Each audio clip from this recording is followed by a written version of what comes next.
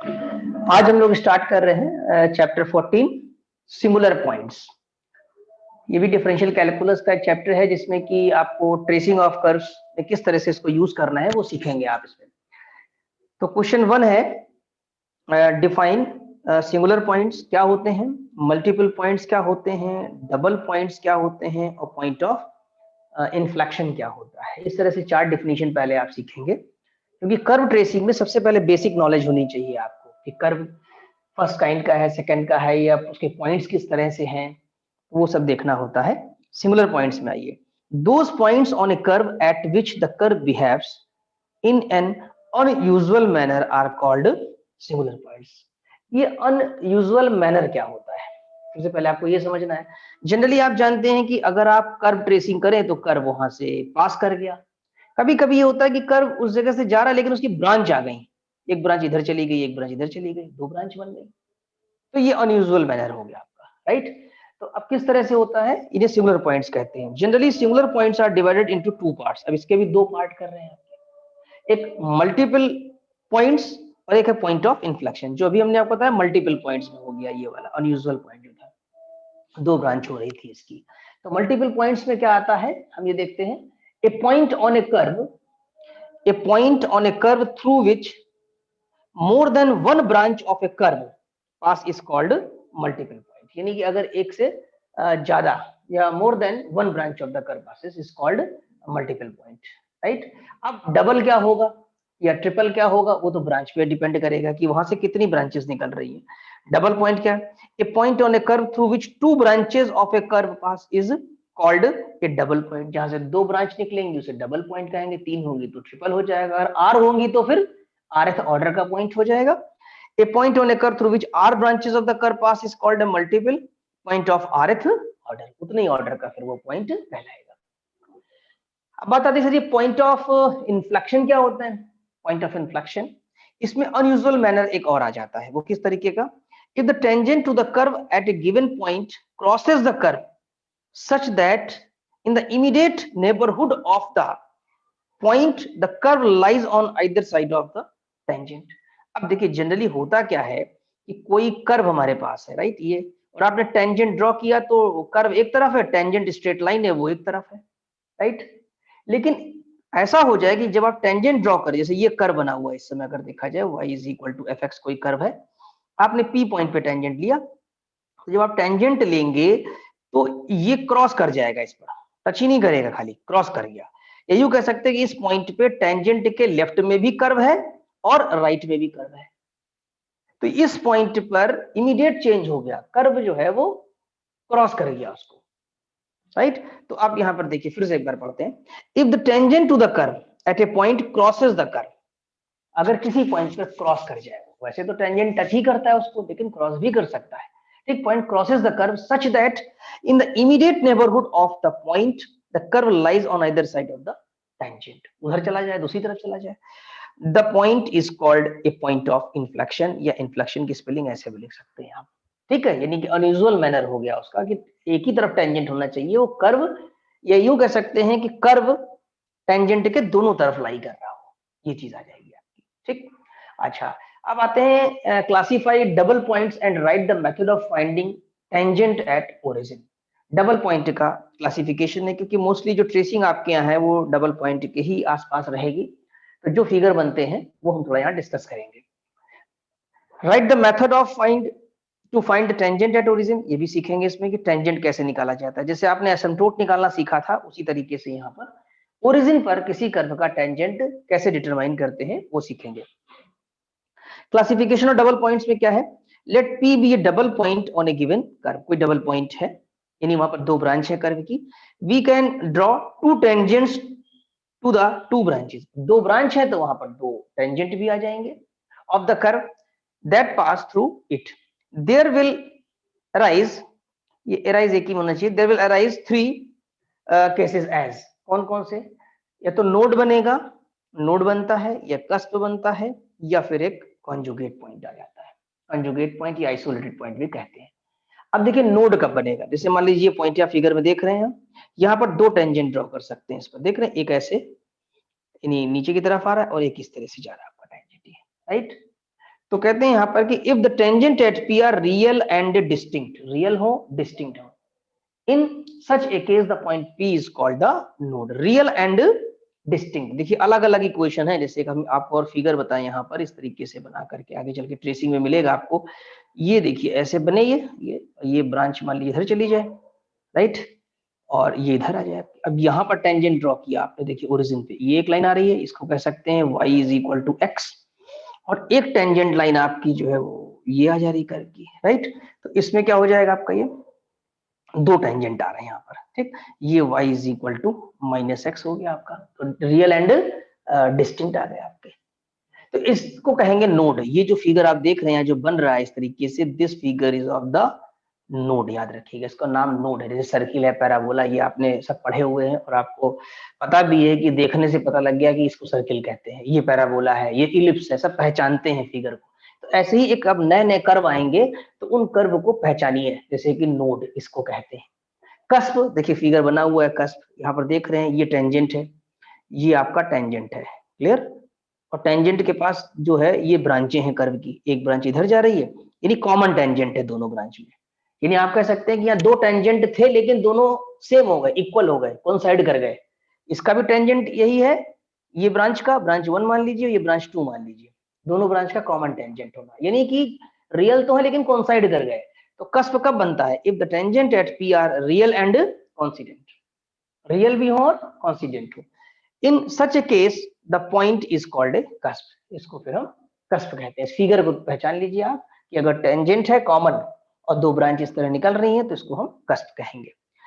अब एक आता है कॉन्जुगेट पॉइंट या आइसोलेटेड पॉइंट भी कहते हैं। पॉइंट बाहर होकर वहां से पास ही ना करे, टच ही ना करे उसको, तो आइसोलेट हो गया ना, अलग हो गया, ठीक, यानी इमेजिनरी टेंजेंट। अब यहाँ लाइन ड्रॉ करेंगे तो टेंजेंट तो बनेगा नहीं उसका, टेंजेंट का मतलब है कर्व को टच करना चाहिए, टच कर नहीं रहा है।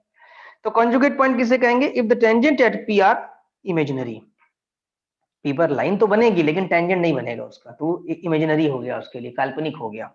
इन such a case the point P is said to be conjugate point और isolated point। इस केस में इसको हम conjugate point कहेंगे या isolated point भी कह सकते हैं। तो आई थिंक इतना आपको समझ में आ गया होगा कि किस तरह से कस्प और नोड को पहचानेंगे। अब हम लोग डिस्कस करेंगे टेंजेंट्स एट द ओरिजिन, कैसे निकाला जाता है टेंजेंट को। If the origin is a double point on a curve, पहले आप चेक करेंगे कि कर्व हमारा ओरिजिन से पास कर रहा है कि नहीं।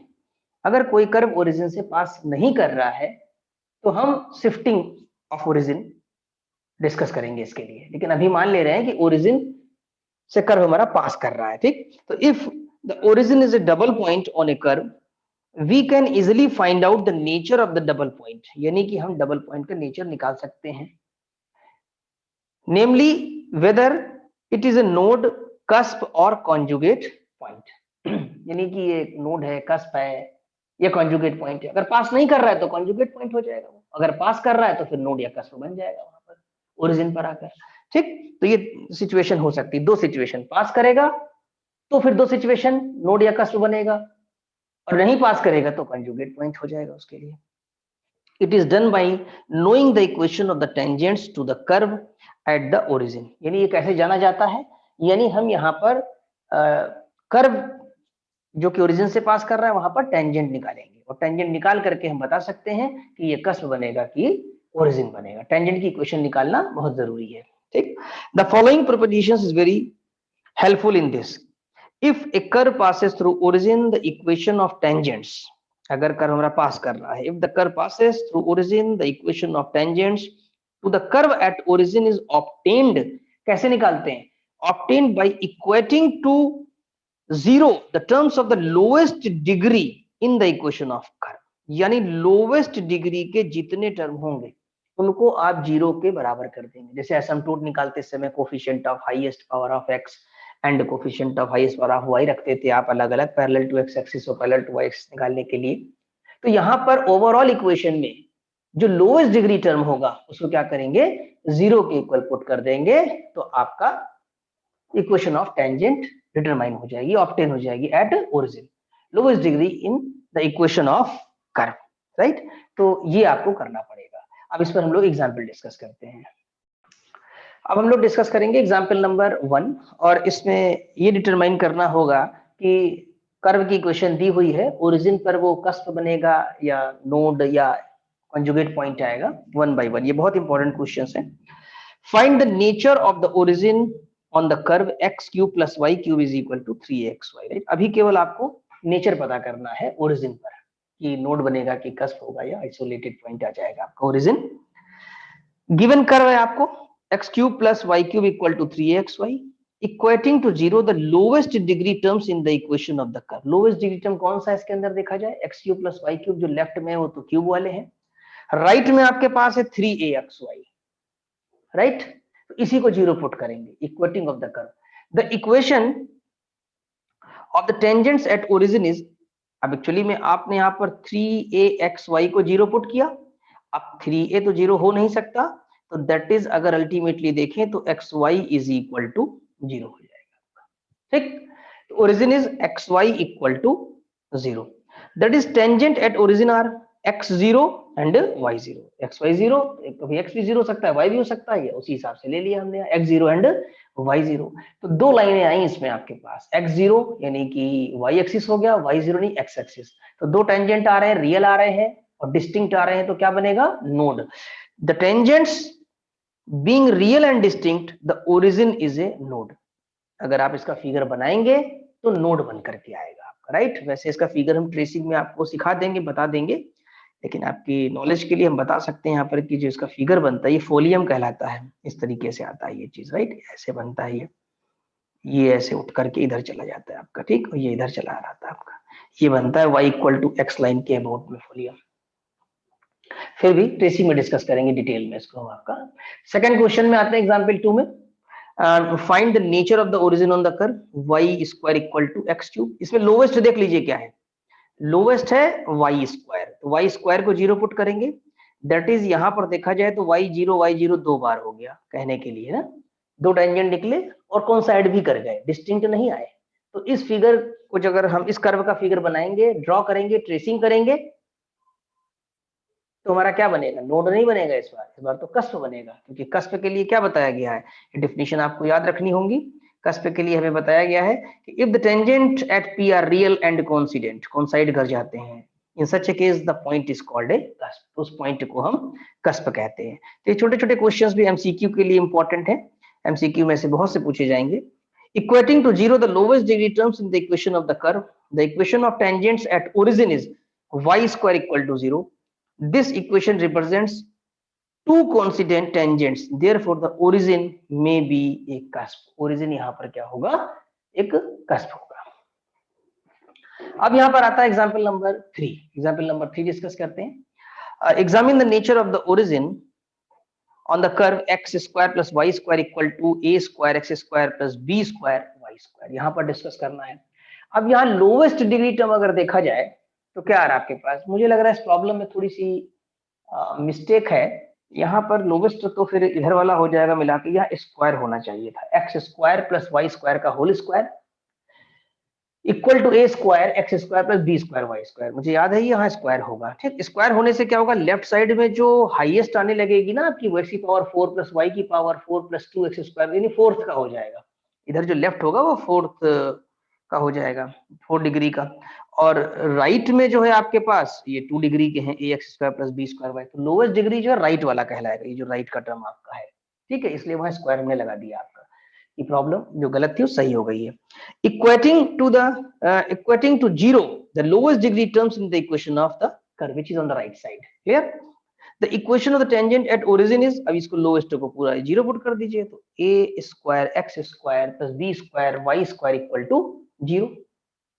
तो ये तो रियल में पॉसिबल ही नहीं है, तो कोई टेंजेंट निकाल ही नहीं पाएंगे आप।